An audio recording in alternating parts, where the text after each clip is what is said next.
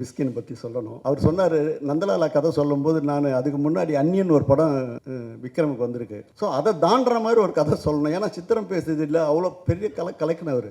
அவர் நந்தலாலாவுக்கு சொல்லும்போது ஒரு ரொம்ப கம்மியான பட்ஜெட்டில் சொல்கிறாரு. நான் அதெல்லாம் பெருசல் அதை விக்ரமை வச்சு அந்நியனை தாண்டணும்னு நினைக்கிறேன்ப்பா, அதனால் அந்த மாதிரி ஒரு கதை சொல்லுப்போன்னு தான் சொன்ன தவிர, அந்த படம் நிச்சயமாக சேலஞ்சாக பண்ணி மிகப்பெரிய வெற்றியை கொடுத்து நற்படத்தினுடைய நற்பெயரை பெற்றார். அதுக்கப்புறம் அவர் அந்த கதை சொன்னார். ஆனால் இப்போ ட்ரெயின் எடுத்துகிட்டு இருக்கிற அவர் இன்னொரு ரகசியம் தெரியும்.